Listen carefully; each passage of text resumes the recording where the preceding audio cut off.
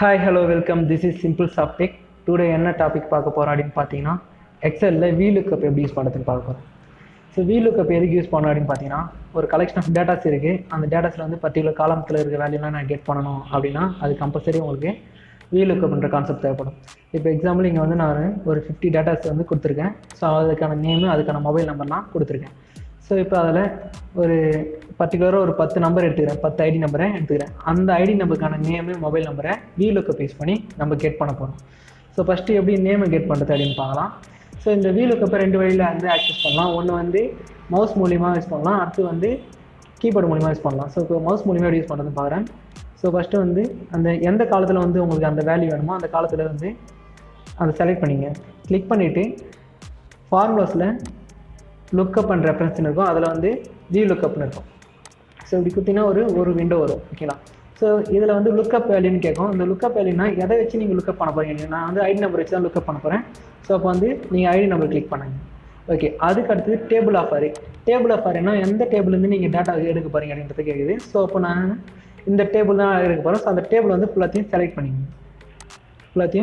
பண்ணிங்க. எல்லாமே நான் இதில் மவுஸில் தான் பண்ணுறேன். ஓகே, செலக்ட் பண்ணிவிட்டு அதுக்கு அடுத்து எந்த காலத்தில் இருக்கிற வேல்யூ லுக்கப் எடுக்க போகிறீங்க. ஸோ இங்கே மொத்தம் வந்து 3 காலம் இருக்குது.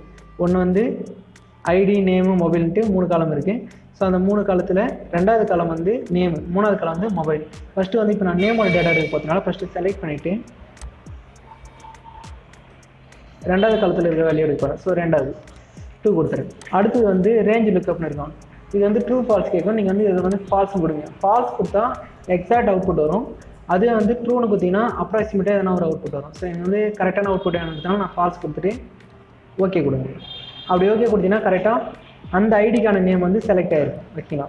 ஸோ செலக்ட் ஆனதுக்கப்புறம் இந்த கர்சர் எடுத்து வந்து கார்னரில் வச்சுட்டு இப்படி ட்ராக் பண்ணுங்கள். ட்ராக் பண்ணிங்கன்னா ஆட்டோமேட்டிக்காக உங்களுக்கு அந்த நேமுக்கான இது வந்துடும்.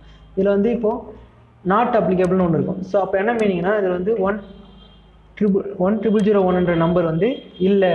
ஸோ அதனால் வந்து நாட் அப்ளிகபிள்னு வருது. ஓகேங்களா? So same as mobile number. So mobile நம்பருக்கு இப்போ நான் வந்து கீபோர்டில் யூஸ் பண்ணி காட்டுறேன். ஈக்குவல் போட்டுட்டு Vlookupனு டைப் பண்ணுங்கள். Vlookupனு டைப் பண்ணிங்கன்னா எந்த காலமோ அந்த காலத்தை செலக்ட் பண்ணிங்க. ஐடி நம்பர் வச்சு தான் லுக்கப் எடுக்க போகிறேன். ஸோ லுக்கப்புக்கான வேல்யூ அந்த ஐடி நம்பர் இருக்குது. ஸோ அதை கொடுத்துட்டு கமா கொடுத்துட்டு எந்த டேபிள்லேருந்து எடுக்கணும் அந்த டேபிள் செலக்ட் பண்ணுங்கள். டேபிளை நான் செலக்ட் பண்ணிக்கிறேன். செலக்ட் பண்ணிடுச்சு. செலக்ட் பண்ணதுக்கப்புறம் மேலே கருத்துட்டு அந்த பாக்ஸில் கமா கொடுங்க. கமா கொடுத்து எந்த காலம் வேணுமோ அந்த காலம் கொடுங்க. எனக்கு வந்து தேர்ட் காலம் வேணும். ஸோ அதனால் தேர்ட் கொடுத்துக்கிறேன். அடுத்தது வந்து ட்ரூ ஆர் ஃபால்ஸ்ன்னு கேட்கும். ஸோ வந்து எனக்கு ஃபால்ஸை கொடுத்துட்டு க்ளோஸ் ப்ராக்கெட் கொடுத்துட்டு என்டர் அடிச்சிங்கன்னா உங்களுக்கு மொபைல் நம்பர் வந்துடும்.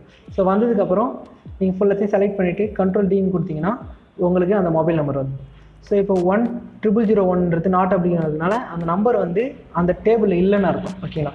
ஸோ அப்படி இருந்தால் அவுட்புட் வரும், இல்லைன்றதுனால வரல. ஓகேங்களா? ஸோ இதான் வந்து Vlookup.